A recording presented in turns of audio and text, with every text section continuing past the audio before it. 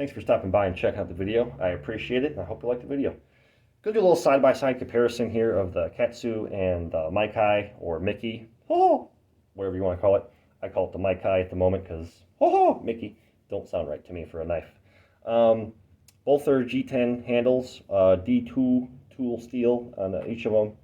Obviously the blades are a different shape. One has the regular tanto, one has the reverse. So that's just personal preference, I would say. The blade thickness, they're about identical. The Miki has a little bit of tooling here where they took it down and made it a little bit lighter, but it's thick right here and right here, and I'd say it's about 3 millimeters, probably the same as, or for the same as the Katsu here. Stainless steel innards and liners.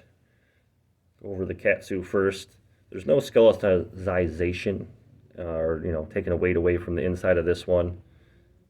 Liner lock is just that, just a liner lock, nothing fancy going on there. Little Katsu symbol, Japanese writing. Same with on the blade. Don't know how well that's going to pick up. And then D2 on the back. Both feel really nice in the hand. Opening and closing is smooth.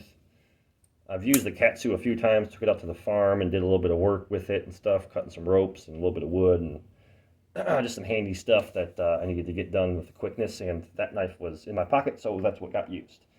This one I haven't used at all when it comes to nothing like that, but it does have the stainless steel skeletonized liners, along with the liner lock has a little ball bearing in there, which is nice because it holds the knife closed. Not like I've had any problems with this knife being opening it up on its own, but seeing how the opening mechanism is just right there. It's buttery smooth to open these things, these Japanese knives. At least these two I have. I'm sure there might be some other ones out there that are not as good, but it's likely that could happen in your pocket or something, or open it up. This one doesn't have a pocket clip on either side, nor the ability to hook a pocket clip up to it. So it'll be sheathed up most likely, or in your pocket. So opening it up, if it's in your pocket, it could happen, I guess. But being in the sheath, it definitely is not a worry. Where that little bearing in there just keeps it nice and firm and grasped in there. It's not going to go anywhere. It's got the pocket clip, so you can put it inside your pocket, outside your pocket, and it's not going to hook on something and easily open up. As you can see here, I'm smacking on it and it's not going nowhere. You gotta put a little bit of mustard on there to get it to go the first time, just to come off that bearing that's holding it. And there's a little indent, bring it in there, where that bearing falls into place and holds it closed. So that's nice.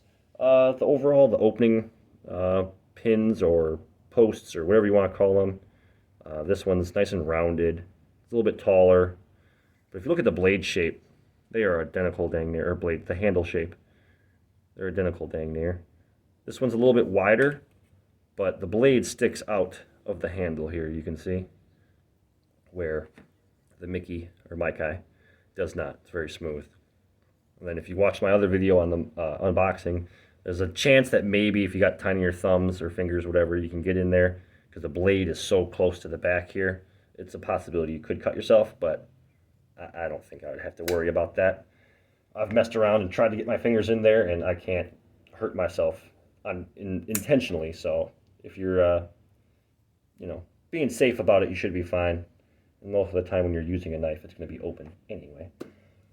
But yeah, they must come off the same factory because they're very closely built. On here you can see on the back, you can see my hand through it here. There's just a pin that holds it together, where the Miki has a piece of G10 plastic that goes on the end there, which is nice. A little more tough build quality. The handles, this one's a little more abrasive. This is definitely more slick. But then this has jimping here, here, and here, and on the blade, where the Miki, whatever, has only the jimping right there. Both have paracord holder, little lock or holes in them for your paracord or whatever you want to hook onto them, which I personally don't do. And yeah, first impressions, like side by side, I would definitely say this knife is more expensive, even though this knife is $74 and this one is 50 or $73 and this is 50 as of making this video at least. So is it worth the money difference because you get the leather sheath and little bag? Yeah, maybe. I don't know. I'm still on the fence about that. I need to use both these knives a little more to get a real better opinion on that. But overall build quality and just like the structure and how everything's kind of fabricated, this knife feels better.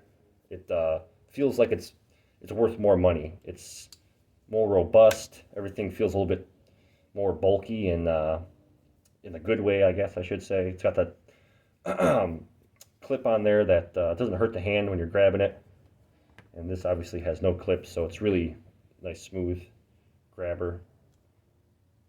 And so far, I haven't really done any torture tests or nothing crazy with these knives, but so far, I like them both. Both are definitely well worth the money. The blade shapes, you obviously, go with whatever shape you want, and same with the handles. They have different variants of carbon fiber and titanium and yada, yada, yada. But yeah, that's the kind of side by side and my opinions on the side by side. Hope you guys liked the video, and we'll see you in the next one.